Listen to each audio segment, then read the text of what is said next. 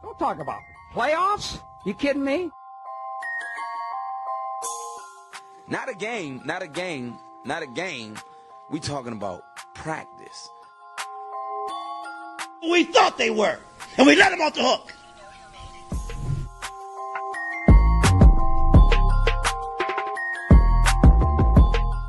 Decide a different league. I'm coming. I'm flat out coming. It's my quarterback. And if you guys do that, man, it's unfair.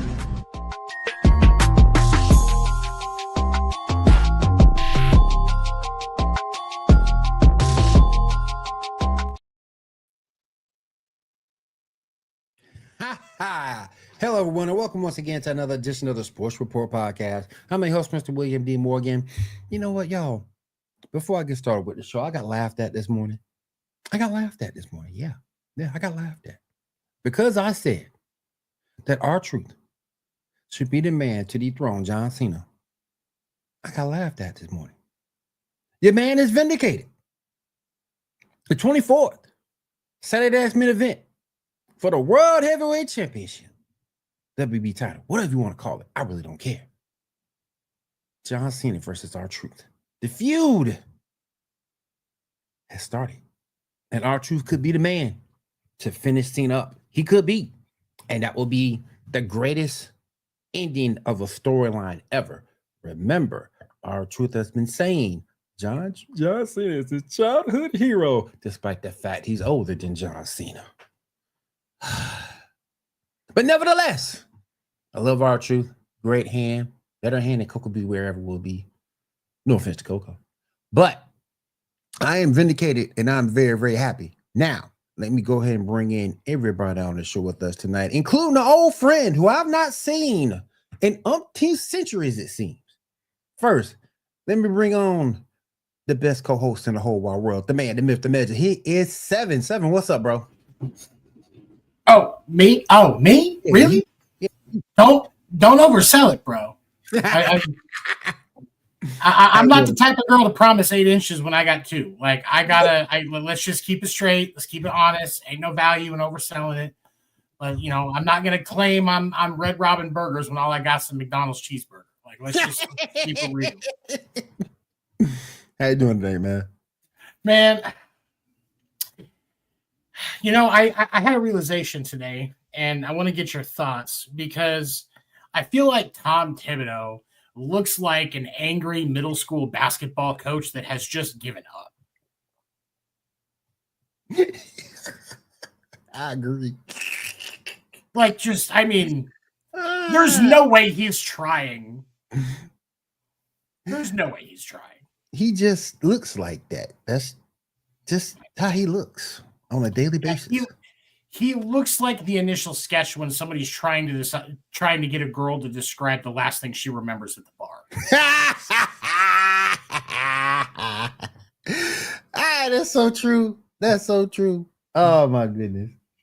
Oh man. And we got a Knicks fan. We got a Knicks fan here too.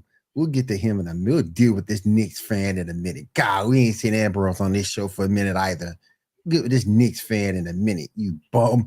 Let me go ahead and bring my man Ando in. You'll catch him on this show as well as the Geek Gauntlet podcast. Ando, what's up, man?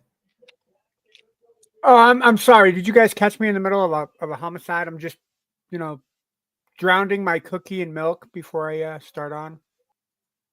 Anyway, we're gonna move right along here. That's fucked up, sir. No, what's up, boys? How we doing tonight? Oh god. I'm sorry, man. We've been talking sports. You ever talking about killing cookies? What the hell? Hey, look, we were talking Tom Thibodeau and sketch artists. Okay, it fits. He was the perfect. That's my alibi. It was Tom Thibodeau, man.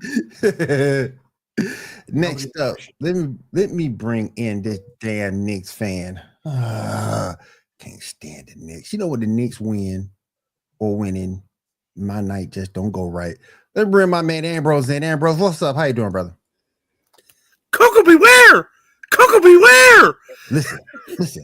I ain't trying to say Coco wasn't a good hand. I ain't trying to say that because Coco was a good hand. But our truth is just better. Look, man, I don't think the title has ever passed over on Saturday night's main event.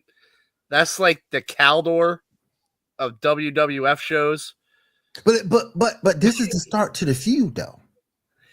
It could be a start to a feud, but I don't think you lose a title. I don't even think like the cruiserweight title has ever passed on Saturday night's main event. The tag titles have.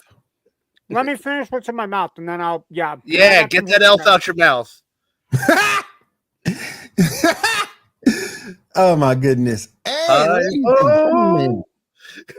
And ladies and gentlemen, making a triumphant return to the Sports Report, they bring my man, Mr. Emerson, Gene Emerson, with us. Gene, how you doing, brother? I'm doing great. It's a good night. We're taught some hockey. We're going to talk wrestling, as you can hear there. That's going on. So yeah, I'm feeling great to be back. Welcome back, my friend. Welcome back. It's good to see you. Good to see you. Real quick, before we get started with hockey, I do want to say one thing. You would know this, Ambrose. And 07, y'all all know him. I do want to say rest in peace to Sabu. He's 60 years old. Hardcore legend. Made ECW what it was, in my opinion. He's gonna thoroughly be missed. I was at work when the news came down. I was like, damn, man. I mean, in my opinion, him and New Jack are the only two things that made ECW worth watching. And I'll argue the Dudley Boys too.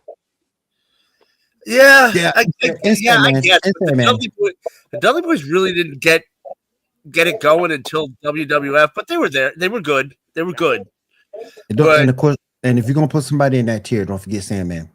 Yeah. But he always lost. Speaking of Saturday, but Sabu was, in my opinion, I'm sorry to cut you off, Hannah. Sabu, in my opinion, was the perfect heel because you watched just to hate him. No one liked Sabu, but he was such a good heel, you wouldn't turn the TV off when he came on. He really didn't pan out in WWF or WCW because he would have been great. Gene, correct me if I'm wrong. Didn't he just finish a match not that long ago? About a week ago, Sabu finished a match. Yeah. In Vegas for GCW versus Joey Janela. Mm-hmm. That was his last match.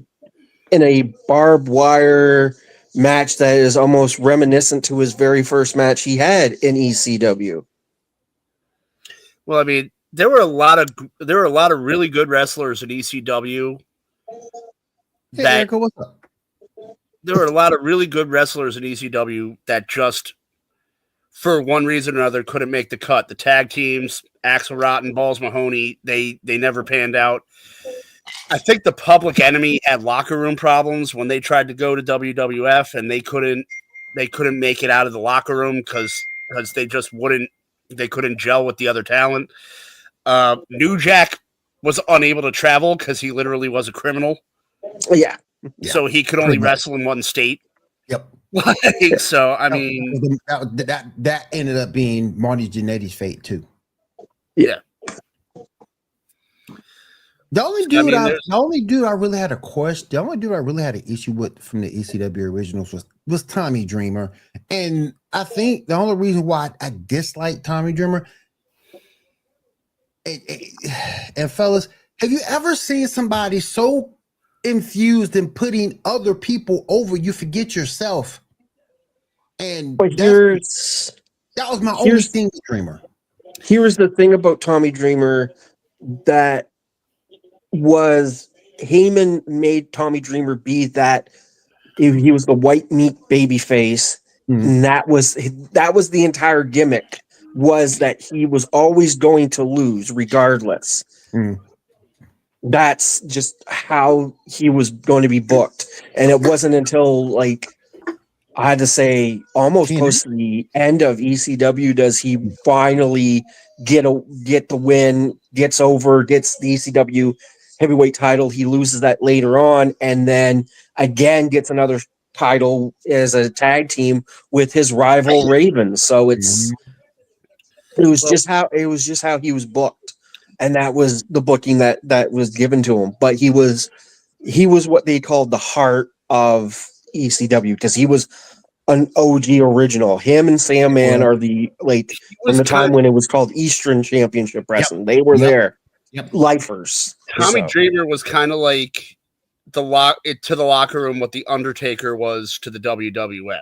Yeah. Like, I mean, the Undertaker is an infinitely better wrestler, but Tommy Dreamer held the locker room together. And that was what really mattered. Like, if there was a problem with Paul Heyman, you didn't go to Paul Heyman, you went to Tommy Dreamer. Yeah. I think you're on to something with the scheduling problem, because the problem I always had with ECW is I always thought Shane Douglas was trash. And they always put the whole organization on the shoulders of Shane Douglas. It's like, dude, your valet is more popular than you are. More people tune into your matches because of Francine. Right. No one likes you. The They thing just about tried to push Shane Douglas, and it didn't happen. the thing about Shane Douglas, and if you go, and as we're talking here, going back to the start of when they were moving from Eastern to Extreme, Shane was really a part of that key, because he had just left WCW. They were now moving. Shane wanted to be able to talk, and again, Eddie. What's his name? Eddie Gilbert, I do believe, or the one that they just did a Dark Side of the Ring with, was a big fan of Shane Douglas and believed that Shane actually had potential. And if it wasn't for the push that he got, he would have never been able to negotiate a contract with the WWE when later we would get Dean Douglas. So, like, without that, really, we also don't get the most infamous promo that comes from Shane Douglas, is when he wins the AEW, or when he wins the NWA title, and then is basically tells them, they're all this lineage, talks about all his heroes who have helped the belt, and then he goes, "They can all kiss my ass," and he throws it down, and then takes the Eastern Championship title as the Extreme Championship Wrestling belt, that this is the new World Heavyweight title, and I'm now going to put this company on my back. And then that's when he later goes from being, Fabulous, and he drops that to being the franchise. So, but I think it was really over when Mike Awesome started to become, it's like, y'all got Florida Man. Y'all are headlining Florida Man now. That is Florida. I remember Mike. I remember Mike. I do remember Mike. Yep. He ran. He had a decent WCW run. What's up, Kyle? Wasn't the best. What's up, Kyle? Wasn't the best. And I mean, I think the two ECW did produce two of the best heels, though. Sabu, who was the original topic of conversation, is one of them, and Just Incredible. I think Just Incredible team. I think really, if you get down to it, ECW made, again, Sabu, made Rod Van Dam, Sandman. But I think it also gave guys like Eddie Guerrero, Rey Mysterio, Dean Malenko, guys that were overlooked. Lance Storm. Exactly. Guys that were very much overlooked because they're small. Chris Jericho, another one. Yep. They all go into ECW and they do phenomenal wrestling. Hell, if it wasn't for ECW, we would have never got the moniker on Chris Benoit, the Crippler. Yep. Again, and that's with Sabu. They, you know, basically Chris throws Sabu up the wrong way and Sabu lands on his head, breaks his neck, still continues the match, fights later again 13 days later, Sabu does with the broken neck, and it's because of that moniker that was given to him, and he goes with that for the rest of his career, does Chris Benoit. If it wasn't for ECW, you don't get the Chris Benoit that we know in the ring later on throughout, because again, overlooked. Yes. Well, they were like ECW was kind of like a AAA team. Like, all right, Chris Candido OD'd on coke again. Send him and Sonny back down to ECW. Let me ask you this, Gene. Can you imagine? Let me ask you this, Gene. Can you imagine if ECW would have gotten a solid broadcast deal? What more it could have been? I think if it had worked out that the money that they didn't, I want to say, flesh out money, and that they actually had money, they had the bank roll to actually pay the wrestlers, or if the wrestlers, you know, just decided, hey, we're still going to be here regardless if our checks bounce or whatnot, because I think a couple years this is gonna pick up, whatever. If it had have went the way it should have, we would be talking a complete. I don't think there would have been that TNA. Yeah, because I think what really would have happened is when WCW had to close their doors, or when WCW guys that weren't getting that look on them, such as the Jeff Jarrett's, the people that are leaving, you know, WWE on the other side as well. There's your place that you go. Yep. You stop in there, and you can really make a definitive go on how you want to book your career from there. Well, there's two things to build off of that, because ECW could have had, when they went to TNN, because they did have a broadcast deal.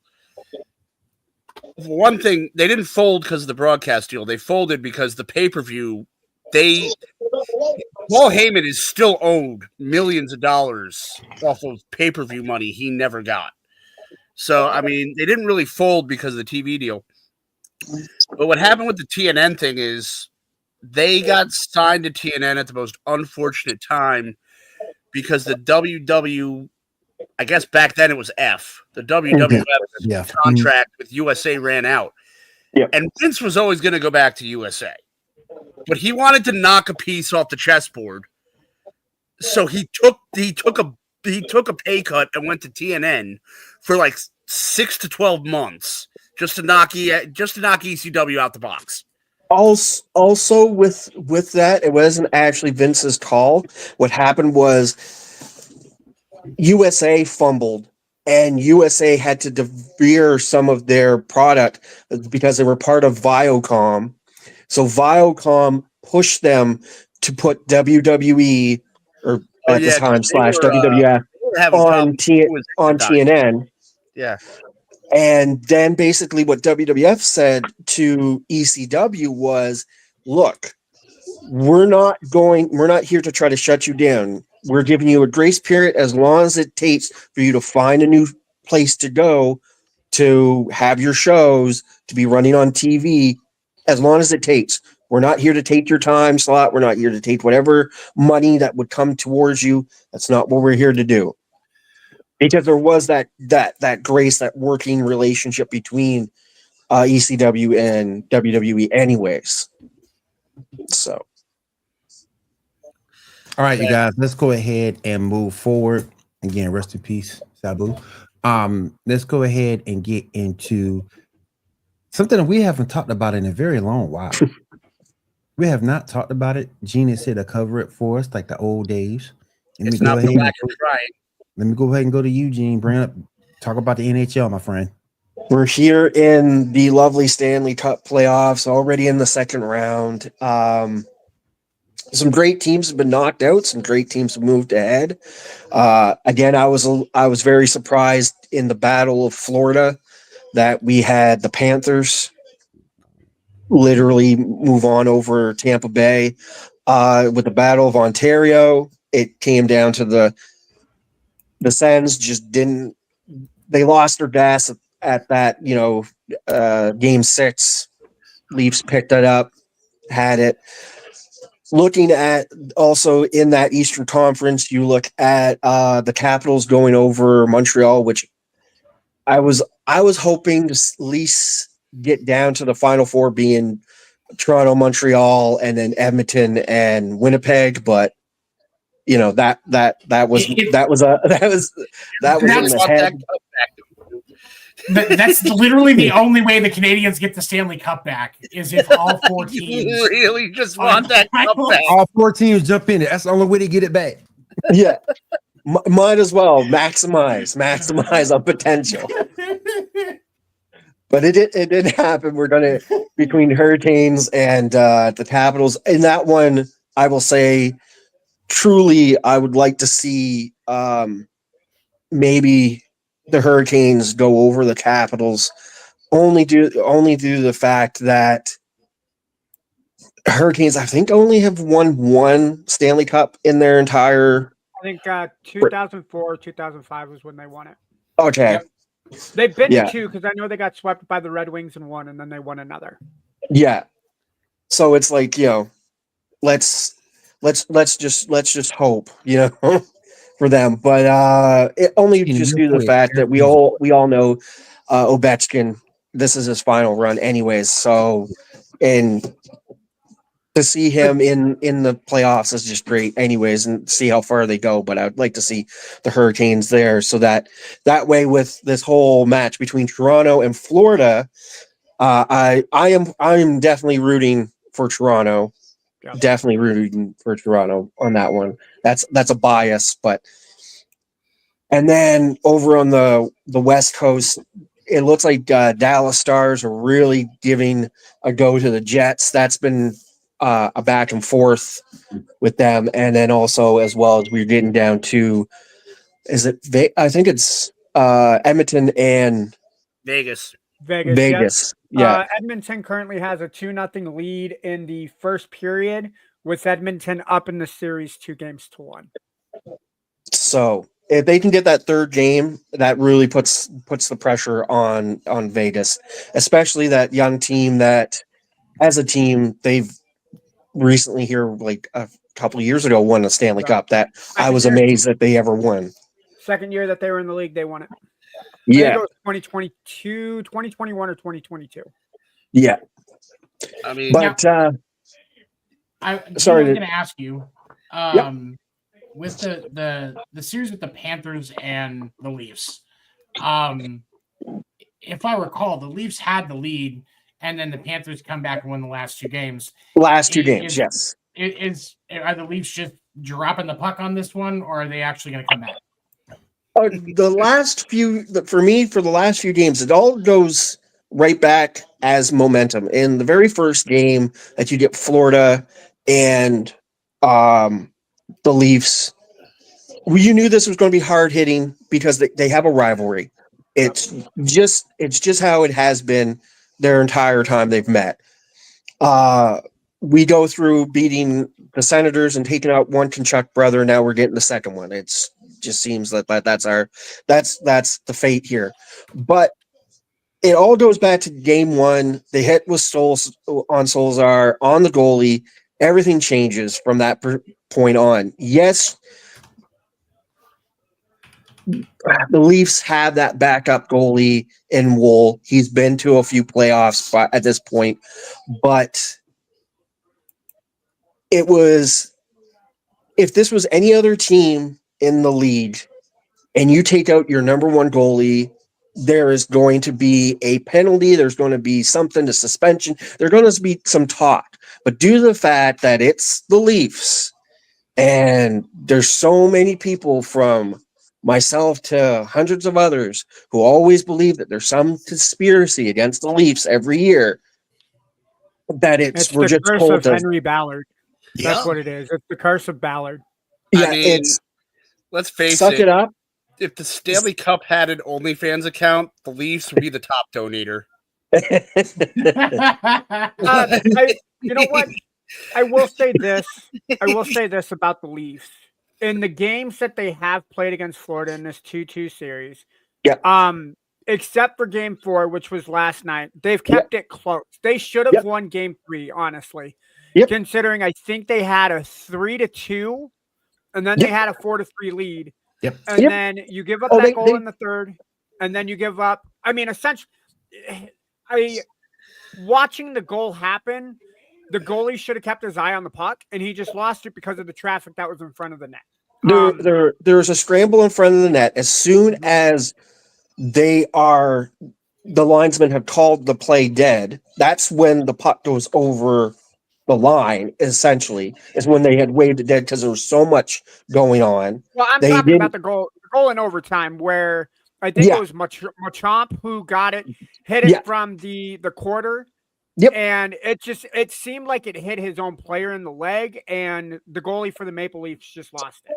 But you said it best. Hockey is a game that's all about momentum. When you're up 4-3 and you can make it an even game, and then you take that goal in overtime, you're playing at home for game 4. So you have all of that momentum, and then you take a 2-0 game in game 4. I don't want to agree with John that the Maple Leafs choke it, but I mean, they got to get their heads right for game 5. He didn't want to agree with me so bad he cut out. No. And in those last game 4, it was like, I looked at the score, it's like 2-0. You're not the final. Yeah. They didn't, not to say that the Leafs were not present, but it's like they weren't it's almost like if you're not going to try to attempt to score, you're not trying to do anything. What the heck? I get it. There were some calls or plays that weren't call hits. Exactly. I put it in the chat there. There was the hit there on Marner was not called. It's elbow. I get it. We're in the playoffs. Some things don't get looked at. Linesmen can't see everything. Also, they a lot of time they do see it and they're just waving it off because it's playoff hockey. It's a completely different than what it is in the season. I honestly think that is also. Would you agree with me, Gene, that there might be a psychological thing to it because of the original 6 teams? I mean, the Canadians have a drought, but they're not that far. They're like in the 80s. So the Canadians have a drought from like the 70s or 80s, and that's still relatively close. The Leafs are the furthest away of all the original 6 teams. Every other team, aside from the Canadians, but they're still ahead of the Leafs, has broken their drought. And the Leafs can't seem to do it. The Rangers broke it after 52 years. The Red Wings, I think, after like 42 years it took them. It took the Blackhawks. I think it took the Blackhawks, like, I want to say something like another 50 years. Each broke a 50-year drought. And it's now like the Leafs are kind of like the NHL's version of the Cubs or the Red Sox, where something inspirational has to happen for them to push forward and bring the cup home. I think right now too, if I'm looking over this game and this series, and you can pull anything from the prior series that just happened when you were taking on the Sens, you're down. It's now tied. The series is 2-2. You want a nail-biting series, but at the same time, you don't want the other team to actually think that they've got one up on you. And I think the Leafs, from time to time, have that problem with certain teams that they allow that team to get one up on them, thinking that they got the Leafs right in that right spot. And then sometimes they do it to themselves. They choke, or the Leafs try to make a comeback and they fumble at the last, 2 seconds, 3 seconds. Yeah. I mean, this is a team that in the 80s and 90s, they, for all intents and purposes, with the players they had come through that organization, Felix Potvin, Matt Sundin, Doug Gilmour, Ty Domi, enforcing the law, Wendell Clark. And I think for a minute they got Mike Gardner from the Rangers.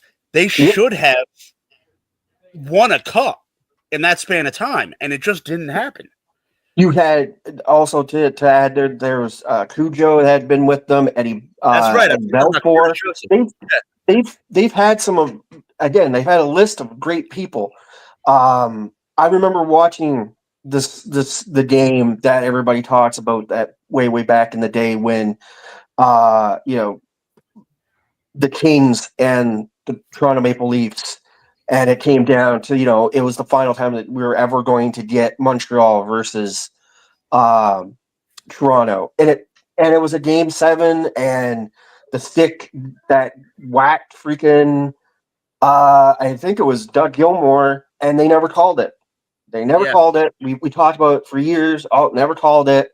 And here the Kings win. And again, a lot of it is sometimes, I want to say it's also politics. They're trying to push. The NHL has been trying to push for years in the different markets. At that time, it was LA, strong on LA. We want to push that LA market. Did we not just get, the LA Kings at that time? And then later on, not too long, would you get, the Anaheim Mighty Ducks? So the Kings were the new 6. Yep. And they were only around since like the late 60s. And then they took the Ducks in to form a rivalry. Yeah. Yeah. So again, a lot of it has been, is it behind the scenes where it's like some politics where they're trying to push it into different avenues and make sure that all these markets are reachable. But you got to remember the original market on where the NHL has always made their backbone. For years, it was always a healthy market here in Canada. You knew, go through any team in the NHL is comprised of a good percentage of Canadians, and then the rest filters out to Europe and United States. So. And I agree with you because I think that there should be a emphasis on going back to that. Because I agree with expanding the brand. You want to go to warm weather, it works in warm weather, you can do it. Yep. But there should be no reason for Quebec to not have a team. Yep. There should be no reason for a city like Hartford to not have a shot at getting a team back. Yep. Because they were successful in Hartford. Yep. So, I mean, they have to go back to where the people will actually watch hockey. But hold on. That's the key, though, because with how much the NHL tried to force the Phoenix Coyotes to work, they were never. They're still trying to. They are never going to work, even if they had in the 90s when the Coyotes still played in the same arena that the Phoenix Suns are, and they decided to move to the West Valley instead of the East Valley. Even if they would have gone to the East Valley of Phoenix, where all the rich people are that wanted the hockey team in Arizona, they still would not have brought in enough to keep the team there. This was only a matter of time. And I hate to say it like that, but it's true. And on the agenda, they have Atlanta and Phoenix, and both of those markets still have fresh wounds. They failed. Just give up. They can't even get a new arena so that the team has good digs to play in, because I spent a lot of time in that arena that the Coyotes were in before. I can tell you that it was not made with the best things. It's already not in good shape. It really doesn't matter because I don't think the Coyotes could sell out a figure skating arena. Nope. I don't think like there are markets that I like. I've said this to other people. I believe that there should be by now more Canadian teams in the NHL. Absolutely. And you're more states that have, a winter, if you will, that do play. A city that would actually be able to support an NHL team better than Phoenix could. Kansas City. Kansas City wants an NBA team, and Kansas City wants an NHL team, and Kansas City sports fans are rabid, so they would get plenty of business. That is a better. I know it's not a great market. If they could negotiate with the Devils and bring back the Scouts logo, people would go nuts. Yep. Oh yeah.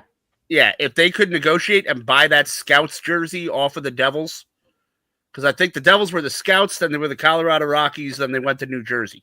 Yeah. Yep. So if they can negotiate with the Devils and get the rights to that jersey, people like Kansas City fans would go nuts.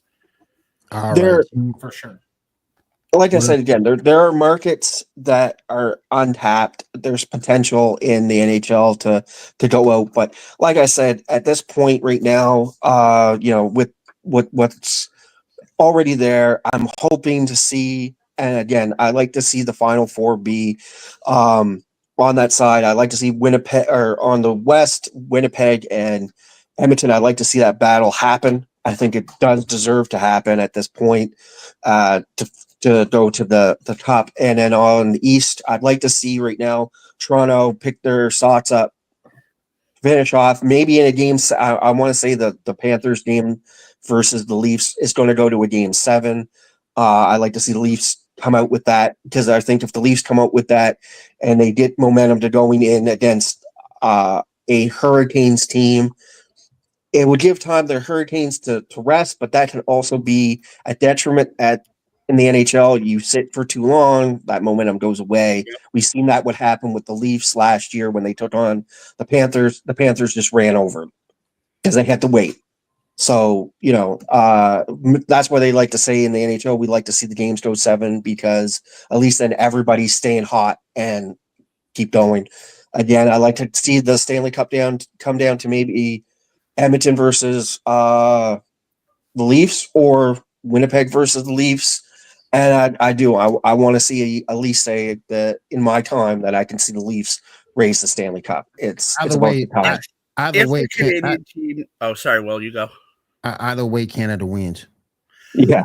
If America's hat is going to win a Stanley Cup championship, I would like to see Winnipeg, because I think they were heartbroken in '95 when that team moved to Jersey. That fan base, they didn't deserve to have the team abandon them like that. And I would like to see that would be a full redemption arc for me. Mm-hmm. To see a Winnipeg team actually win a cup, because they stayed loyal from when that team was in the WHA. They filled that stadium. They went all the way to '95, and that team was making moves with Hobby Bulin. They had Kachuk, the real Kachuk. Timu Solani, I think. No, he was on the Flames. But I'd like to have seen the Jets stick it out instead of move to Phoenix. So I'd like to see a redemption arc with, if Canada is going to win. I'd like to see a redemption arc and have the Jets take it home. All right, you guys. Gene, thank you for that. I do appreciate that. Bringing some hockey to the show. Bring some high-class hockey to the show. Oh, okay. Okay. That's my favorite jersey. All right. Old defensive playing style after him. All right. Let's go ahead. We got a few things, a couple more things to cover. Then we're going to out of here for the night. Guys, I got to do this. And I hate it. As you can see in our ticker, the Knicks defeat the Celtics 121-113. What? Damn. Really? Jalen Brunson. Jalen Brunson. Yes. Is that a bad thing? Yes. Jalen Brunson had 39 to lead the way for the New York Knicks. Mikal Bridges with 23. Karl-Anthony Towns with 23. For the Celtics, Jason Tatum did go out with an injury. Here's my thing, though. Jrue Holiday, where you at, fam? Where you at? Al Horford. And I said this morning, your ass should be retired. You shouldn't even be in the league the way you playing. Get out. You had 5 points. You had 5 points, 5 rebounds, and 4 assists in 38 minutes. Fam, get out the league. Just leave. Just leave. And that's someone that the old Knicks would have signed. They sent him to Boston. And then I go down and I look at Kristaps Porzingis. 24 minutes, 7 points, 4 rebounds, no assists. Bruh. Now you got Jason Tatum out with an apparent Achilles injury. And he was dropping dimes tonight. I was watching the game with my son. He looked like Steph Curry beyond the 3 tonight. It was ridiculous. Yep, he was playing well. He had 42 points. 42 points. But Al Horford, get out. Just leave. Just retire. It's time for you to retire, bro. You can't move laterally anymore. Like Hakeem Olajuwon used to say, he has no lateral movement. He ain't got no lateral movement. But yeah. Oh, real quick, Eric, I had a question, Gene. Did anything happen to Bennett? Yeah, from that hit. From my understanding, nothing was done. They tried to. The media wanted to get contact after the game, talk to Sam. For the press, he was not allowed to talk to the press after the game. He went straight to the locker room, showered, and basically nothing came of it. Okay. At all. Okay. Right now, we do have a game going on in the first quarter. The Timberwolves over the Golden State Warriors, 14-12.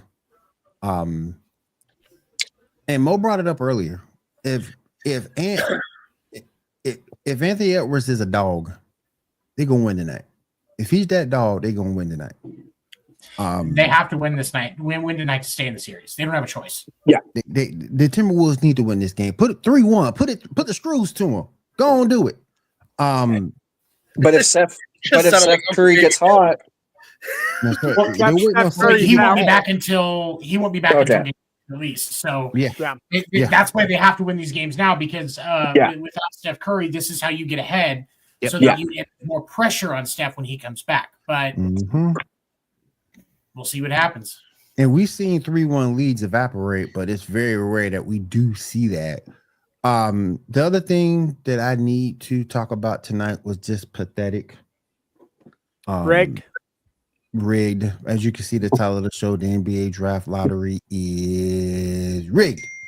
The team who won the draft lottery, the Dallas Mavericks. And we all know what the Dallas Mavericks did. They basically gave up Luka for Flag. I just hope they don't do the Flag what they did to Luka. Well, what happened was you're assuming Flag is going, and we're assuming that he needs someone to blame his losses on. And we're assuming Flag's going to be good. That's the assumption, that Flag's going to be good. That's the assumption. But this whole thing, you can't tell me it's not rigged. You can't tell me that. And then on top of that, your WNBA team also got the number 1 pick. Come on now. Will, come on now. Will, I gotta ask you, can you show a little empathy or compassion here? It's Dallas. Look at what Dallas has to root for, okay?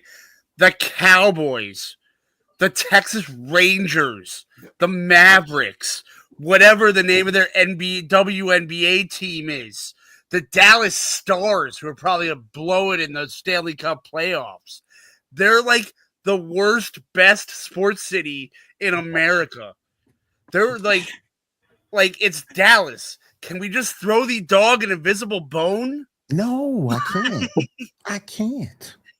And the reason why I can't is because Will can't come to the realization that everything's big and bright and the stars go bright in the state of Texas. I mean, it's kind of like that. It's kind of like that episode of The Simpsons where Lisa comes up with an idea, but they say Ralph Wiggum came up with it, and then it's like, let him have it, Lisa. It's Ralph. That's Dallas.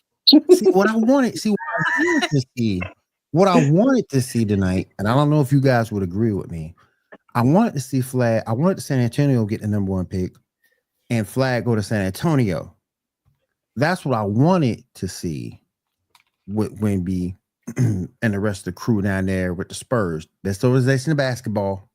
Even though Pop has stepped down, you know they're gonna run that team right. It's gonna be coached. It's gonna be coached up. I wanted to see Flag go to San Antonio, and then to come out a little bit later, our Bulls lost the coin flip to get the number 1 pick, and it's like I'm saying, really, bro. We went from 1 to 12 off of a coin flip. Yep, 1 to 12 off a coin flip. Yep. Well, they deserve that for helping the White Sox out with those atrocious jerseys. No, what happened was we messed it up with that winning streak we had toward the end of the daggone season. Because you remember that half-court shot Josh Giddey hit to beat the Lakers? That was one of the games we went on a winning streak. And then we get to the play-in, lose in the play-in, lose the coin flip, and we right back in the same draft position as if we We're a playing team. Yep. I was just going to say to what John asked about if this curse of Spike Lee is broken. So, John, no. And it's because no matter what we do, Spike Lee looks like the aged version of that Cousin Skeeter doll from that TV show. Damn. And that's always going to be a curse on whoever he's cheering for. Remember that time where he dressed it all purple and he looked like the bus driver from Harry Potter?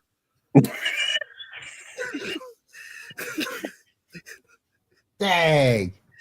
All right, so we just got asked this question. So Giannis' next team. And I thought Giannis was under contract. Yeah, he's getting traded. But if a team like Houston, a team like Chicago that have a bunch of young pieces that want to put a superstar on their team, it's not outside the realm of question. Yeah. Oklahoma. I don't. With as good as Oklahoma City's playing, I don't see Oklahoma pulling the trigger. Houston could.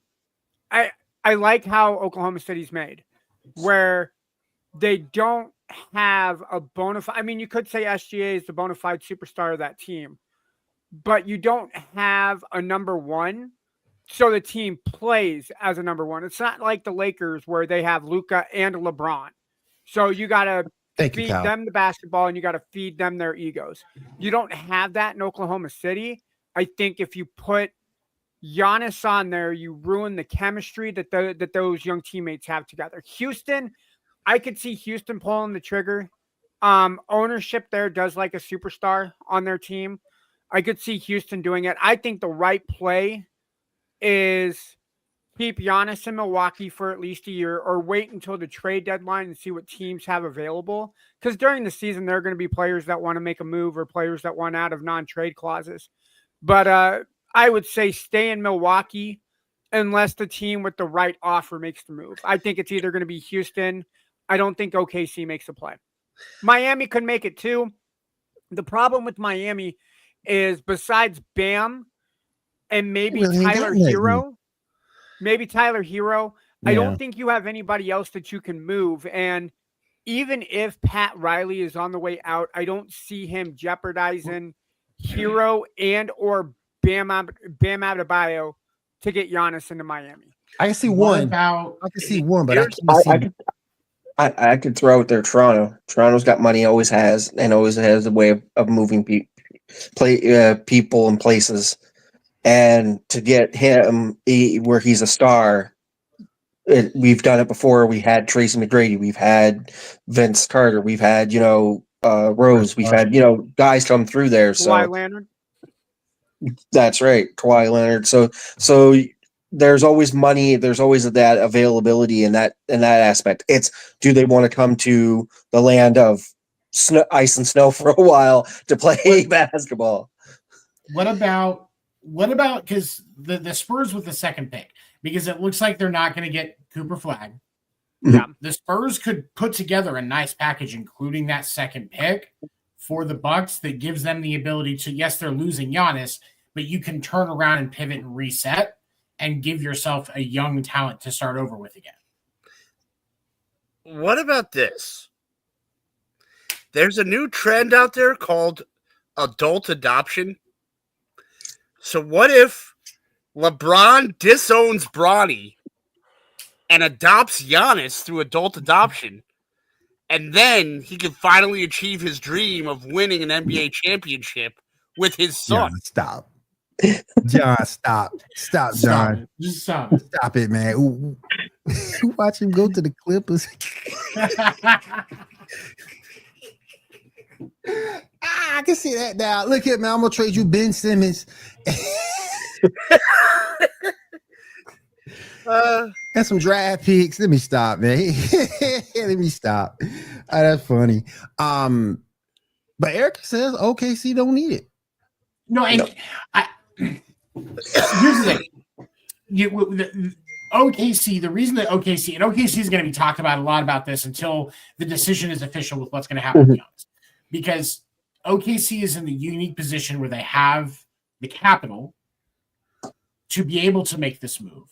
And then you add in the fact that, yes, they've got a great young core right now. They need experience to get over that hump.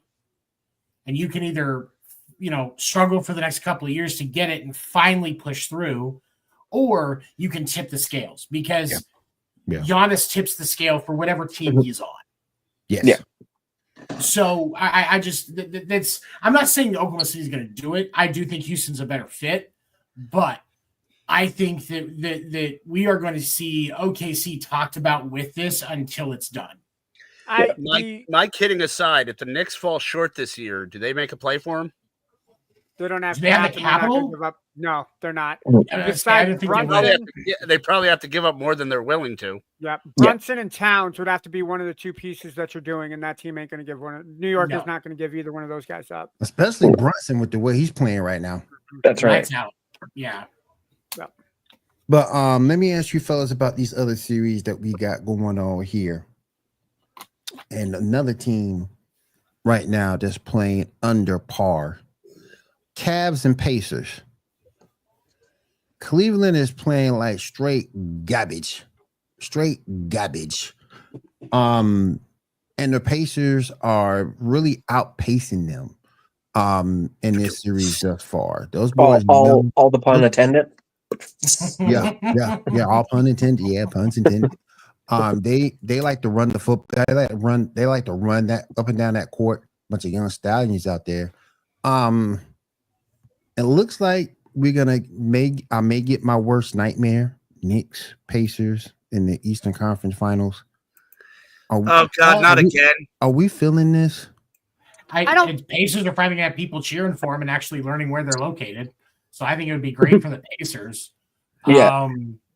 And I think for the first game, they need to re-sign Patrick Ewing and Reggie Miller. I was going to say, for nostalgic purposes, I'm not against the Knicks Pacers Eastern Conference Final. No. I have warlike flashbacks of a Knicks Pacers. You remember, Ambrose? You remember? That's where the curse of Spike Lee started. Reggie Miller knew sign language. Yep.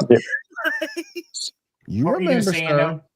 I was going to say, I mean, it's against what I thought was going to happen in the Eastern Conference because I really thought it was going to be Cleveland and Boston. This injury today to Jason is really going to affect the rest of the outcome for Boston if Boston doesn't fold up and fold in for Game 5. But I'm really surprised with how Indiana is taking control of this series. I figured when it was 1-1 leaving Cleveland, I figured Cleveland had the bench and they had the team to at least take one of those two games in Indiana. And the fact that they got completely, for lack of better term, smacked in the second quarter of Game 4 to give up 42 points and only score 16 and watch the Pacers hit ridiculous three after ridiculous three after ridiculous three. I think if Cleveland does not play a solid first half in Game 5, this series is over. Donovan is going to have to put up 40 plus points. Evan is going to have a double-double. Yep, and that's if he's healthy. Mm-hmm. Sounds like the Cleveland Cavaliers have went and at this point turtled. They had their momentum, but then now they've pulled back. And when you're in that position of pullback and you're scared like that, it's really hard to really come back and pull the trigger. And I think that's why you're seeing the Pacers jump the way they are. They notice it and they just see it a fish on the hook ready for the kill. It's just let's just move on and destroy this and take on whomever is next. Let's move on over. Agree that this probably might be a morale problem. I mean, because I'm looking at it. Dude, it absolutely is. Like Cleveland got punched in the mouth in the series in Indiana, and they have not recovered. I mean, this Game 5, how Cleveland comes out in Game 5 will tell you how Kenny Atkinson, the coach, is telling his team how to play. If Garland, if Mobley, if Strauss, if those guys want to take over the team with Mitchell not being there if he doesn't play, this tells you everything you need to know about Cleveland, right? But I'm going to say it like this. I thought this was the series that was going to go to 7. I didn't think OKC and Denver was going to go to 7. I didn't see Minnesota and Golden State going to 7. This was the series because I figured Indiana's speed with Cleveland's toughness and depth on the bench was going to make it an interesting 7-game series. Right now, Indiana has proved that speed and punching a team in the mouth disrupts everything you need in Cleveland. Cleveland has to come out, forget that game 3 and 4 even happened, and you have to play it one quarter at a time. We'll know by halftime if Cleveland's going to make it to a game 6. I'm not saying it's out of the realm of possibility, but it's a tall order. It has happened before, but say Cleveland does dig deep, they can win this game 5. They're still down 3-2. Yep. Basketball's a tough physical sport. Do they have it in them to win another 2 games? I'm gonna honestly say no. With the way that they have been beat in Indiana, that is a completely different monkey you have to get off your back. Because I think they can win game 5. I agree with you with that. If they come out right, they can win game 5. Yeah. But can they get the collective spirit to close the series out? I don't see Cleveland. I don't think the toughness is not there for Cleveland. I don't see this. I personally don't see it making it past game 5. If it goes past game 5, it will not go past game 6. And then if it does go by game 6, because game 6 will be back. Game 6 will be back in Indiana. Game 6 will be in Indiana. And if it does go to game 7, I was right, and that's the series that just went to 7 games. So noted on May 12th, 2025, Ando predicted that this will either end in 5, end in 6, or I get my original prediction and this ends in 7. Your specificity there. Yeah, I know the specificity of it. Look. Now let me bring up the other series we got going on in the West. I had this at Pick'em. OKC Thunder, Denver Nuggets. I had this as a pick'em. I need Michael Porter Jr. to stop playing around, man. You've been trash. You've been straight trash this whole series. Straight trash, fam. Russell Westbrook. Terrible. Whoa. Game 2, Russell Wilson would like to, or Russell Wilson. God damn it. I know, Fuck right? you, Will. I know. Russell Westbrook would like to have a conversation with you, sir. Or was it? No, it was game 1. Look at last game, Russell Westbrook. Game 1, Russell Westbrook. Look at last game, Westbrook. Look at last game, Westbrook, though. Yep. Dude, this trash. This is why I am against a superstar like Giannis coming to Oklahoma City, right? Young teams grow from series like these. You do not need to put a superstar on Oklahoma City for Oklahoma City to go ahead, Seven. Well, no, and I get what you're saying. I'm not saying that Oklahoma City doesn't have the talent to handle this series and get through the West into the NBA Finals. What I'm saying is, think about the change in the road that the Thunder would be on right now if they had Giannis on that roster. That would include not having to worry so much about the battle with the Nuggets. You're not getting beat with Joker quite as much because you're putting Giannis on Joker, and they're just going to beat the shit out of each other for however many games. And taking Joker out of the game is huge because you're forcing 4 other guys on whoever's on the floor with Joker to actually perform, and you can't rely on those guys to perform. So it makes, that's what I said, tipping the scale. Is OKC going to get him? Probably not. But if they did, he tips the scale. But I have to agree with Seven on that because how long has OKC been building for, Ando, and they still haven't bought a ship home? So hold on. So they had a really tough, they had a really tough series last year against the Luka-led Mavericks, right? Yeah. And that game, what would have been the deciding factor there if they had a veteran? So, hold on. So you can't. The argument that I'm going to make with that is, yes, while personnel, it was the same team, almost the same team last year as it was this year. They added Caruso. And they dropped Giddey. That's so true. Yeah, you're absolutely right. But yeah, Harden, KD, and Harden, KD, and Westbrook, because Westbrook was the 3 that was there. And I was just going to get ready to make a point because I think the Thunder blew up their big 3. Technically, their big 4 because Serge Ibaka was on the team at the same time that KD, Westbrook, and Harden was on the team. Yep. They threw away Harden because they were scared about the luxury tax penalties that they were going to suffer in 2013 and 14, which, because of the new NBA bylaws that the CBA signed, it alleviated like the $15 million penalty that the team was going to have, it would have alleviated it to like $5 or $6 million. So it would have been a hell of a lot easier for the team had they kept him. I think Oklahoma City will look at this with the same. We'll look at it with the same glasses that they should have looked at this with KD, Westbrook, and Harden. You don't want to blow up the chemistry that young team has, because this young team is going to get that experience. Yes, last year they got beat by a very tough Mavericks team, but if you put a veteran on that team, it changes the chemistry because you're built around that one superstar to get the ball.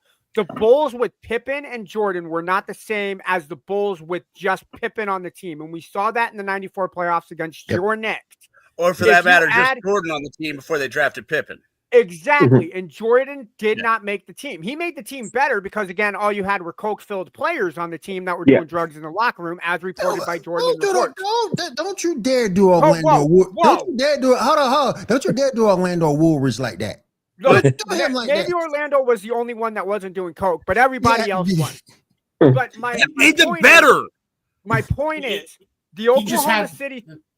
The point that I'm trying to make is if you would have had a superstar last year on that Oklahoma City Thunder, could you have beaten the Mavericks? Yes.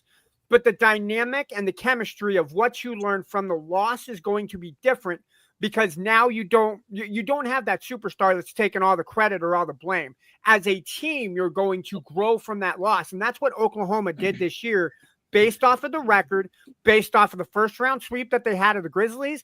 And this Denver team is punching them right in the mouth. They're not pulling what Cleveland's doing and cowering in the corner of the ring. Please don't hit me. It's so. No, Oklahoma City is saying, yo, we like this. Punch me in the mouth, because we're going to come back. We're going to swing haymakers in Oklahoma City. You better bring your best left and rights when we go back to Denver. I think Oklahoma City takes game 5, and I'm going to say Oklahoma takes game 6. I think Oklahoma gets the next 2.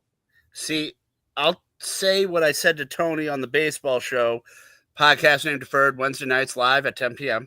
Anyone watching? I don't 100% disagree with you. You're not 100% right, but you're not 100% wrong. I see your point of view kind of like sabermetrics. It's good enough to get you to the dance, but sometimes you need to do the old school thing to get you all the way. I'm going to argue with one number. If you combine the two, you can get a veteran. There's no shame in it. You can still keep that locker room together, but you get a veteran to come in and fortify that locker room while they're bombing. I'm going to make an that argument. Would make a world of difference.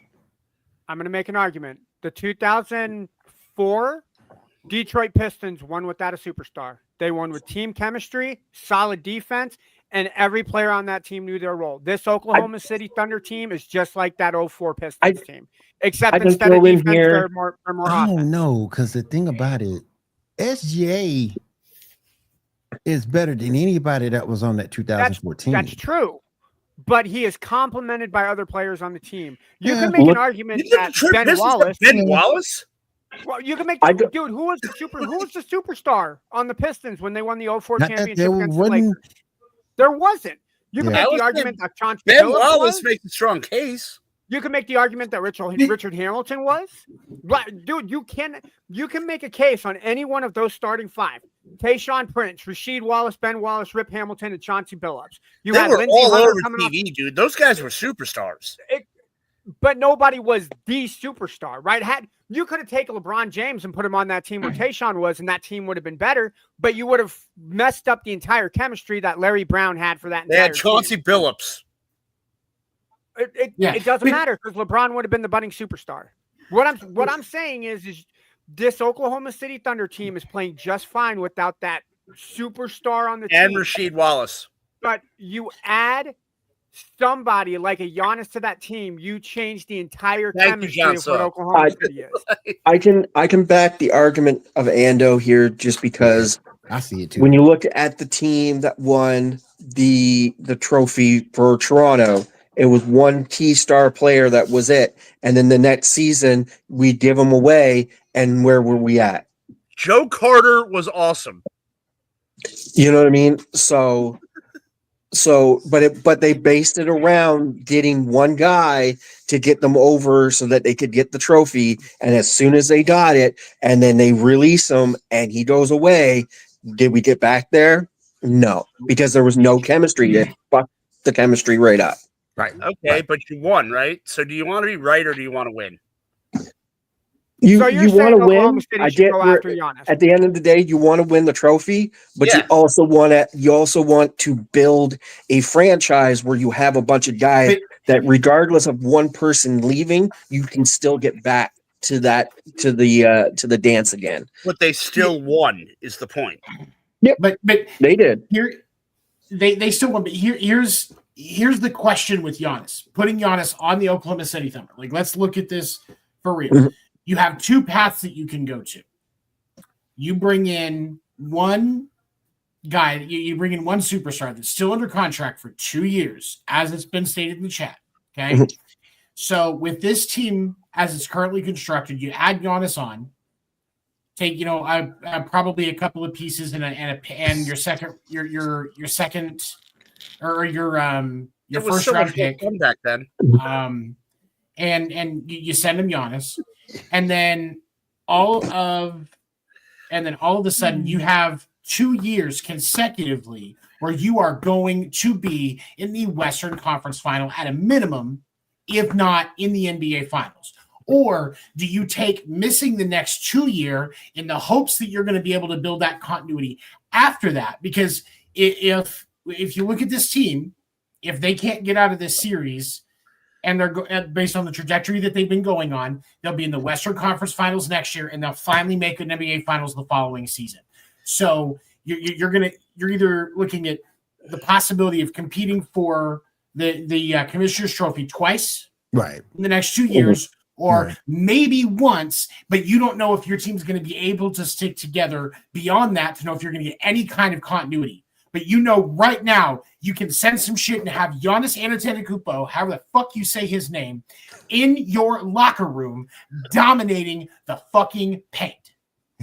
I mean, and I don't want Ando to think I'm completely disagreeing with him, because you can go too far in the other direction. Look at the Knicks in the 90s. Yes. They signed Latrell Absolutely. Sprewell, Larry Johnson, Hold on. Michael Jordan's Hold on. fish Hold on. rags. I'm I going don't to know, argue. but, like- I'm going to fight that argument, Ambrose, because that Knicks team that you're talking about with Latrell Sprewell, with Larry Johnson, and aging Patrick Ewing, Allen Houston, they made it to an NBA Finals. Did they win? Dude, you're not going to beat the Spurs. Nobody in the No, East was going to beat the Spurs. Especially Because that he didn't Spurs do the right team. thing. That's first team, yeah. Yeah, Spurs dude, that team was Spurs awesome. team, that Spurs team was a great team. But But no, the whole my- thing is, did they win? no. But it's No. better to make it to the dance than not go. Yeah, Yeah. And that season again, that was the '99 lockout shortened season. The Knicks were a game away from not That even was a making the lockout playoffs. shortened season. I don't even count that, and I'm a Knicks fan. Yep. So my argument again is this: you don't mess around with the chemistry. And Seven, this is where I'm going to disagree with you. Look at the Los Angeles Clippers. They thought by adding Kawhi Leonard that they were finally going to get over the hump. Oh, we didn't get Kawhi Leonard. We didn't make it with Kawhi Leonard. Let's go ahead and get Paul George. That's not fair. That's not fair, because if Kawhi Leonard was played more than 10 games a year, the Clippers would actually have a shot at the finals. That's different. Yeah. That's true. Dude is like the Anthony Rendon of the NBA. Seven, I am sorry for hitting below the belt. I apologize. That's like, here's the thing. I'm not against being wrong, but let's use a decent analogy just to with as well my sports opinion, being a fan of basketball, the first thing you do not destroy is the chemistry of the team. Do not mess with the chemistry. And I think Oklahoma City, with the chemistry that they have, who do you give up? Like, okay, so you got to get somebody up. This is true. Let's run this through. You're not going to get rid of SGA. I don't think you get rid of Holmgren. You can't get rid of Holmgren. So who does that leave? Jalen Williams. Yep, Jalen Williams. That leaves Isaiah Hartenstein, the backup center, and he plays really well when Chet's playing in the 4. When they switch off between the 4 and the 5, those two guys play well. So yes, you get rid of we'll say Hartenstein we'll say one, if not two of the Williams, because they got two different Williams on the team, Jalen and Jaden. So you get rid of those three guys. You give up a perimeter shooter, and you give up a first-round pick, maybe 2 first rounds for somebody of Giannis's caliber. But here's the thing: how many picks? Don't the Thunder have? The Thunder have picks in each round.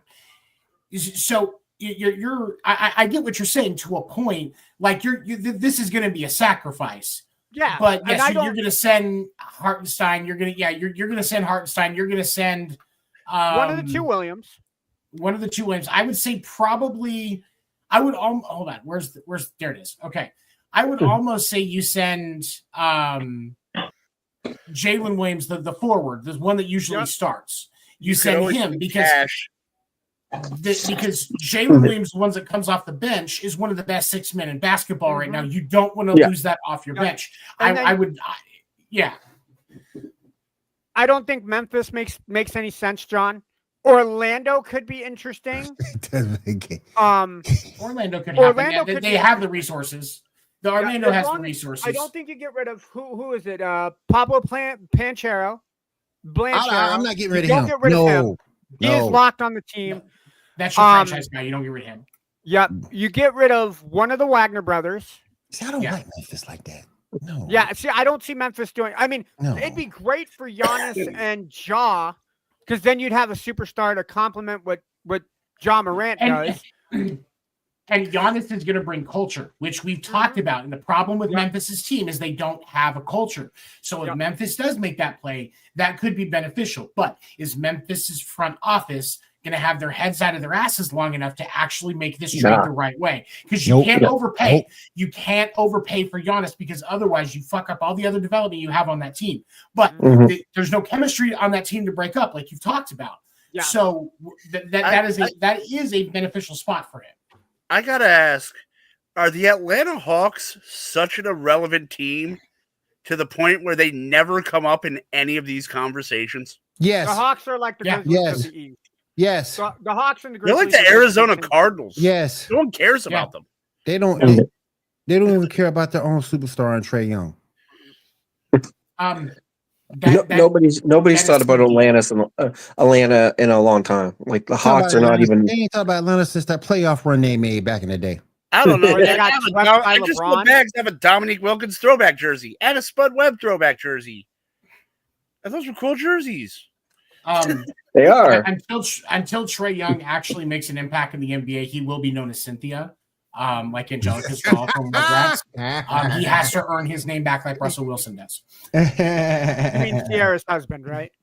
Yeah, Sierra's husband. Mr. Sierra Wilson. Yeah. Mr. Sierra Wilson. She doesn't have a last name, Ando. It's just Mr. Sierra. This beat is spicy. Mister. But no, she's like argument, Madonna or Jesus.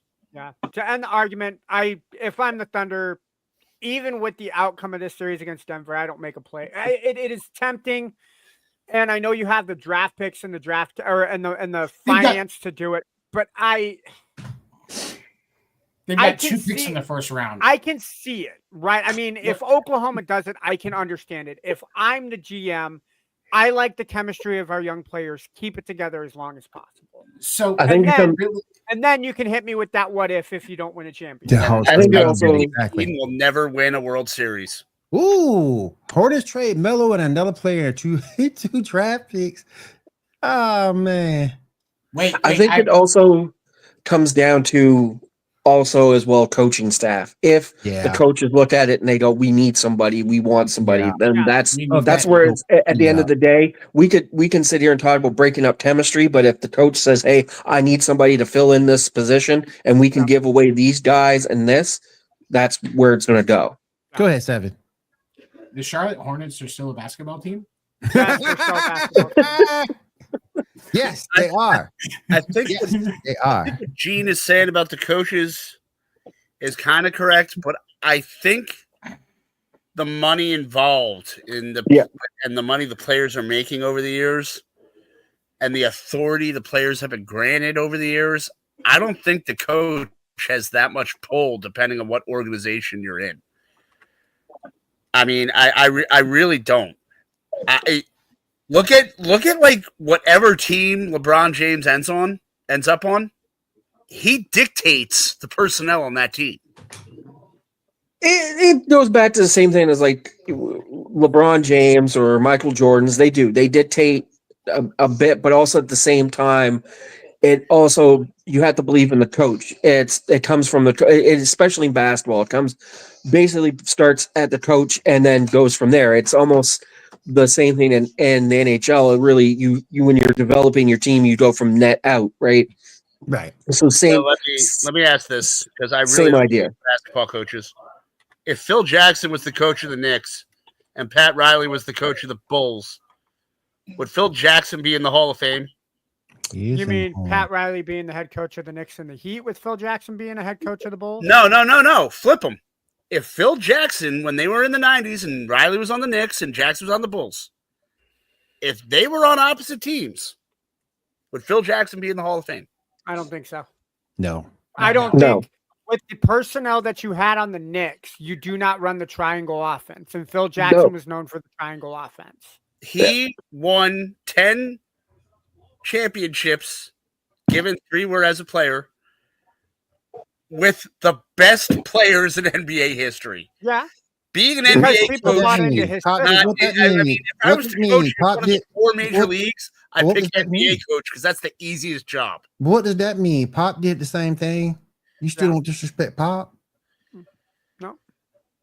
You still disrespect Pop? I don't know. I just think being a basketball coach is a lot easier than it is to be a coach in any of the other 4 sports. I disagree with that. It is hard in the NBA because you look at again Phil Jackson, Doc Rivers, all these guys that went from being a player to a coach. It is a bit of a more strenuous out of the other fields of sports. But I think it also comes down to is are you willing? Look at like a Phil Jackson or a Doc Rivers. They loved the game of basketball and they wanted to give as much back, so they are willing to put in the struggle. Yep. Again, we could say going back, if you flipped the coaches, I don't think Phil would get into the Hall of Fame. He probably would later on get into the Hall of Fame, but he wouldn't have had the right key elements to run a triangle off, his triangle the way he normally would. And it probably wouldn't have happened till later on if the Knicks had have been able to make the right trades. Gene, all right, so hold on. I gotta fly real quick as a basketball coach. So you have baseball managers run strategy, shifts, and otherwise. Football coaches run plays, and they have coordinators to do that as well. Hockey coaches run line changes and run strategy. When the game's on the fly, there ain't no line changes, and you only get 3 timeouts. What the hell does a basketball coach even do? Stand there in a suit and yell? But it's harder because you have to truly be a leader of men. You still have to go down, run your half court sets. You have to know basketball, truly know basketball, and truly know your personnel on a different level than any other sport. I feel in basketball. Because again, you can look at football. You have measurables that you can sort of kind of look at and tell a guy. You can do the same in basketball to a certain extent, but you also can have a major way to change players in basketball. For example, Michael Jordan coming in the league, he didn't have a jumper. He had a jumper by the time he left the league. Yeah. So guys can change. You can make guys for the better in basketball. Coaching is important. Coaching is very important. Or in the NBA, if you're, let's say, running a classic 1 center, 2 forward, 2 guard, and your center is completely killing somebody as a coach, substitute one of your guards for the bigger guy. Now you got 2 guys in the paint. You can't really do that with hockey because you can't really change the size of the defensive men, but you can change the size that you have on the basketball court, which changes the entire philosophy. Also, Gene, I do want to say to you, don't ever put Phil Jackson and Doc Rivers in the same sentence again. Do not ever put them in the same sentence. Also, look at the fact of what Steve Kerr did. Steve Kerr did with the Warriors changed the game by going small ball. and utilizing the 3 to where it was. So coaching is important, very important. But we can also yell at Steve Kerr for not playing Jason Tatum in the Olympics. Hell yeah, we can. Yep. Hell yeah, we can. Yep. All right, you guys. I do want to go ahead. Knicks fans down bad. They mention Phil Jackson. Phil Jackson killed the team twice. Once as a coach for the Bulls and once as an executive for the Knicks. They're just mad. He won a championship with them. All right, guys. What I do now, I do want to go ahead and take a break. And when we take a break, we'll give you a sneak peek into podcast named Deferred with some baseball action when we come back. So hang out with us here on the Sports Report on Water Wild Sports, and we'll be right back. Football season is here, and SeatGeek is my go-to for buying tickets. Now with SeatGeek, every single ticket is backed with their buyer guarantee. We've all had plans change, and when you can't make it to the big game, SeatGeek has you covered. They're the only ticketer that allows you to return your tickets ahead of the event for credit with SeatGeek swaps. So when things come up, I know that my tickets won't go to waste. So what are you waiting for? Download the SeatGeek app to maximize your possibilities and shop live events. National Streaming Sports is brought to you in part by BetUs.com, designed for true fans. NFL odds, Week 1 and futures, college football odds, including Heisman Trophy favorites and playoff odds, NBA odds of division winners and playoffs, Major League Baseball playoff and World Series odds, the National Hockey League Conference playoffs and Stanley Cup odds, and boxing wagers. Betting opportunities include versus the spreads and outright winners, also during the game. Use our link on our website, nessp.info, the Bet Us Opportunities webpage, for a 125% bonus on your first 3 deposits. Must be 21 years old, and remember, bet responsibly.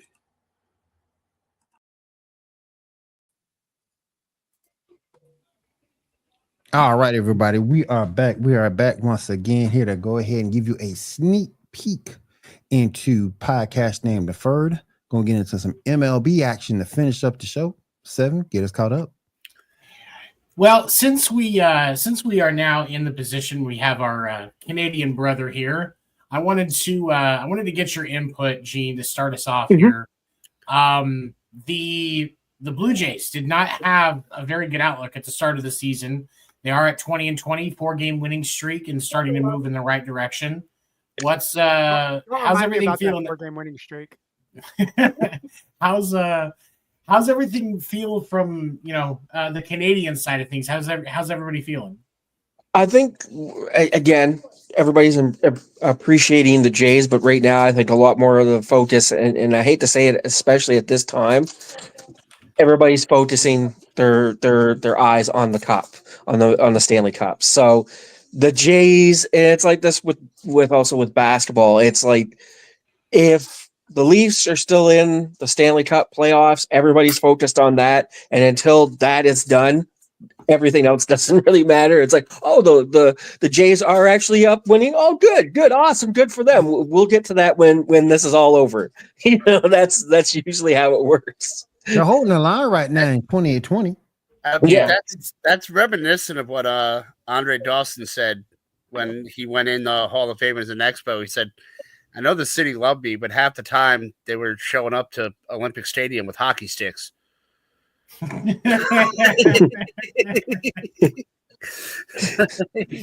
So I mean, it is true. I guess, like, is Canada like Texas, where it's like Texas loves football, and it's kind of like, all right, football's over, we can watch baseball, but for now it's football.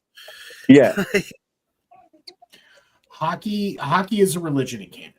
It just, there's no question about it. Like, if you ever watch the show Shoresy or Letterkenny, I've watched Letterkenny, and I played hockey. I love the locker room talk. That again, I mean, Gene can confirm that show is far more accurate than it gets credit for. Yeah. I told my wife, I said they actually cleaned it up, and my wife said, "That's filthy. They cleaned that up." I said, Yeah. Oh yeah. Oh yeah, it gets worse. It's bad. Yeah. You're in that locker room, it gets bad. I so badly want to make a Shorzy joke to Gene with him being on the show and see how he responds, but I don't know if I. Well, you know what? The parental advisory is on. Screw it. Screw you, Shorzy. Your mom came over here and used maple syrup to lube my wiener yesterday when she came over to the house. Yeah. If you keep on saying those things, we'll get you 2 in the box. Yeah, screw you. Your mom joined in. She gave me the marshmallows for the s'more on my wiener. So, love the hockey room talk, by the way. Love it. Question about the Blue Jays, Gene. If the Expos do make a return, would you like them to be in the AL East so you have like a lucrative, big Canadian team rivalry? Yes, I think that Jays to move to Montreal so you could have 36 games of Canadian baseball. Yeah, I think like right now where the Jays are sitting alone in the Canadian Baseball League, just basically all alone themselves, and they play a lot of the American teams. They have a great rivalry with the Yankees going back and forth, but the Jays back in the day, they had that rivalry with, the Expos, and I think that's missed. Again, Montreal just didn't have the finances in order to keep, up on the upkeep of the stadium. The stadium was fairly old. Yeah, there were a lot of factors. Yeah, finances. Yeah, there were definitely a lot of factors. I still think if that 95 strike doesn't happen, Montreal wins the World Series, and I don't think the Expos leaves. I don't think the Expos leave Montreal at that point, because that money would have been ridiculous. I think the owner. I don't think the owner was necessarily a bad owner. I think the decision to making their broadcast francophone only for a period of time really turned a lot of people off because again, to that one, that's only due to the fact that you look at the Montreal Canadiens, and that's what they do. All their stuff is completely 100% all French, all francophone. And when you're watching the games of Montreal Canadiens, if it's not co-televised on CBC, and you're catching it like midway through, if you want to watch it like the way it's supposed to, you would go to RDS. That's the French version of TSN, and that's where you would watch Montreal Canadiens 100%, and it's all in French, all francophone.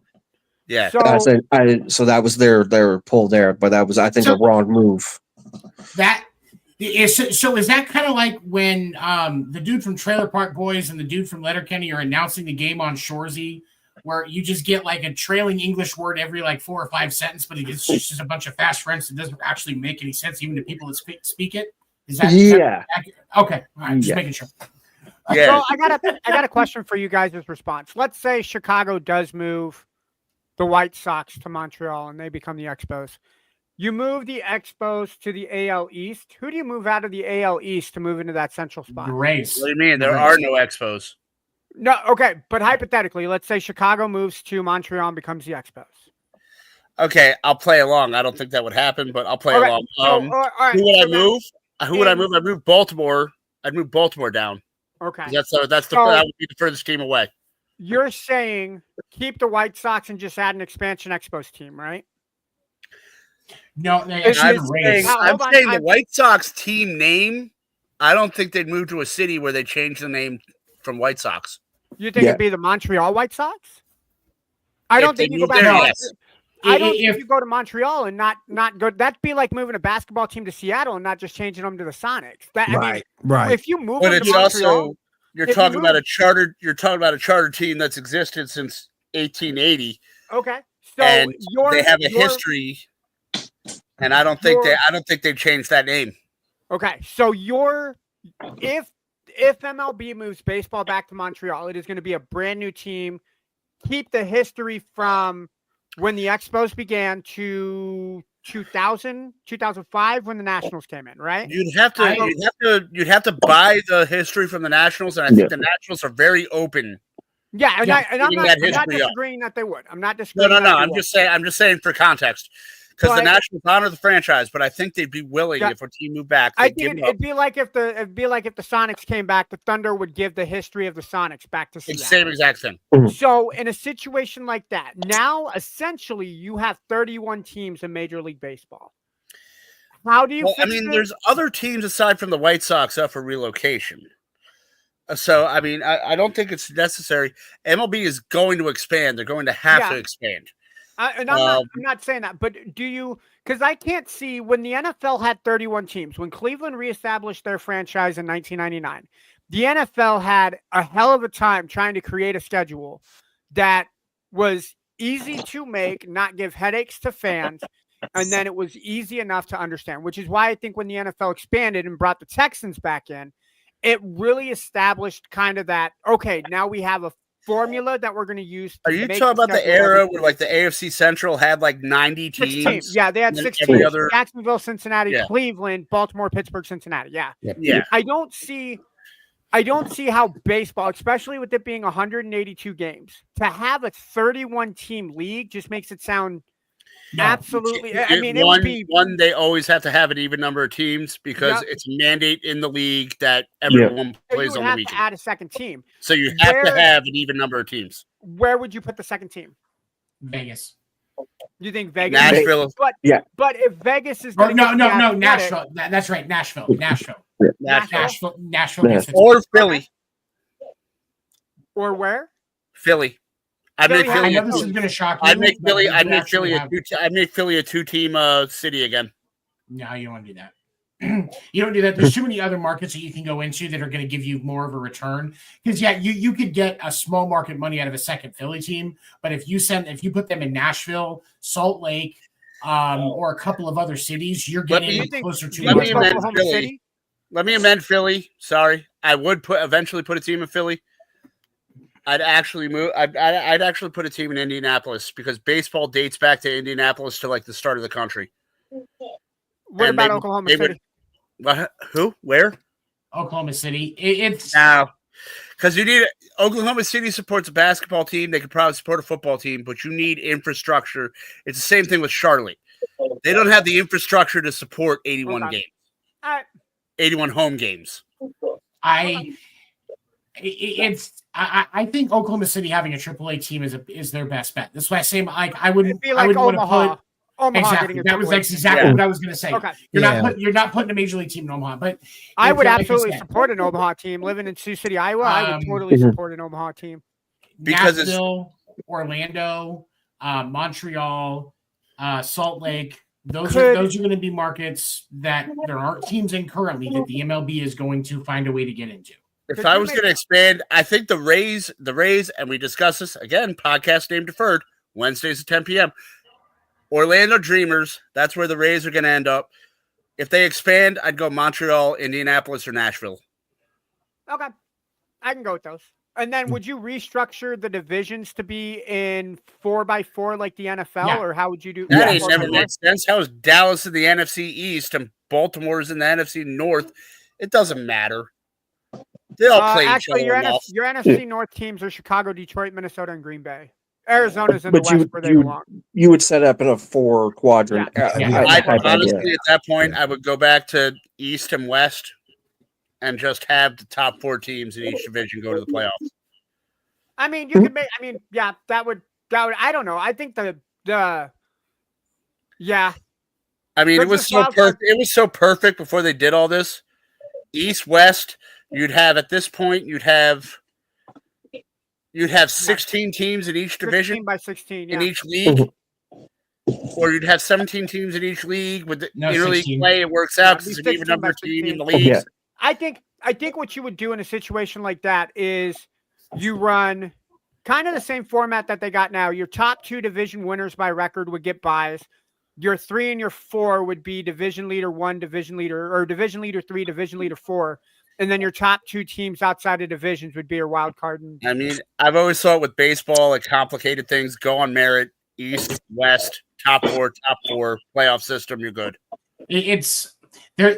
I would say we will get a 4 divisions in each league. We will not get the NBA style where it's just the top ranked in each East and West. Yeah. That are going to get those slots. Baseball will not accept that. Just like it won't work in the NFL. That works. I think that's something that's unique to the NBA. Well, it won't work in the NFL. I like it. Right. but we'll get the 4 divisions in each league, but I don't think we get the. Yeah, go ahead. I think the East-West argument was soured because there were a lot of teams when the American League and the National League were separate entities.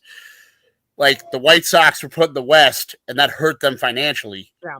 And the Cubs gained a lot of ground by being in the East, and they conquered Chicago because everyone could see them on TV, and most of the White Sox games were on at 10 p.m. So, all right, and then we did see it was announced today Evan Longoria is retiring. He's signing a 1-day contract with the Rays to retire. Mike Moustakas is actually doing his absolutely. Mike Moustakas is doing a 1-day sign and retire with the Royals. I believe that one's actually at the end of May. And then why are these guys retiring in the middle of the season? They didn't get signed. They just didn't get signed. That's the end of their career. So they're just doing Longoria is pushing what, 38 or 39 right now. So it's about time for him to retire. Yeah. He was a part of that. So old. He was a part of that race team that went to the World Series. Yep. Both race teams that went to the World Series, right? Yeah. I just must be guys retire at 38. But no, I wish I could retire at 38. You ain't lying. For real. What would be deep in retirement? I'll be That's deep in DoorDash retirement. after, by the way, Evan Longoria, if you want to write me a check. And then we did also see the two of the worst teams in Major League Baseball fired their coaches over the last week. The Pirates and the Rockies both fired their coaches. With the Rockies, actually, the Pirates, their bench coach took over as interim GM through the end of the season. The Rockies actually fired their head coach and their bench coach. And because this was after a 7-33 start for the Rockies, one of the worst starts in baseball history. They're on pace to lose well over 100 games and have the worst season in history, by a large margin. Right. Would you guys agree though that the Rockies doesn't hurt as much as the Pirates and White Sox? Because the Pirates the Pirates one hurts the most because you've got Paul Skeens. There's actually, if you look at that Pirates roster, there is a lot of talent on that roster. There is legitimate talent on that Pirates roster, and they are absolutely not delivering to what they should. So that one, the coach firing absolutely made sense. And I get with the Rockies, it makes sense too. But you've got, their pitching staff is definitely not the best, but they do still have Paul Skeens, which when you've got Paul Skeens as one of your pitchers, that's already putting you in the right direction. But Joey Bart's their starting catcher. They've got Adam Frazier, Key Brian Hayes, IKF, and Jared Triolo in their infield. Plus, they're also using, I can't remember who it is that's playing first for them right now. But they've got O'Neal Cruz in the outfield, Andrew McCutcheon in the outfield, and Tommy Pham along with Brian Reynolds. There is a lot of talent on that roster. Pittsburgh should be at least in throwing distance of their division. And the closest thing you're in throwing distance to is a lawsuit from the guy that fell off of the balcony. I agree. I also think though, with the Rockies, when you read about them, it's all right, they're in turmoil, but who is their best player? Larry Walker. You look at the Pirates, and it's this is a team, as an amateur baseball historian, that is ingrained in my mind. You have Honus Wagner, Roberto Clemente, Bill Mazeroski. You have all of these great teams. The We Are Family team that won the World Series in the 70s. Andy Van Slyke in the 90s, just missing, losing it out to the Braves. And it's so rich with history. And I'm not discounting the Rockies. I am, but I'm not. It's just, it hurts more to see the older son suffer like this when the other team can still have room to grow and build their history.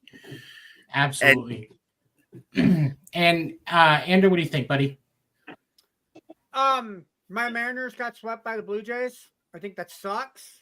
They're getting beat by the Yankees. I think that sucks. This is why, as a Mariners fan, it hurts me to be a baseball fan this time of year because I get so excited, and then good teams beat the crap out of us. We're currently down to the Yankees 8-2. Well, I think it's 8-2. Is it 8-2? I think it's last one. Well, as long as your Xbox is working, you can still win the World Series. I don't play Major League Baseball the show because I'm horrible at baseball. I will bring the Sonics back in basketball before I play baseball. But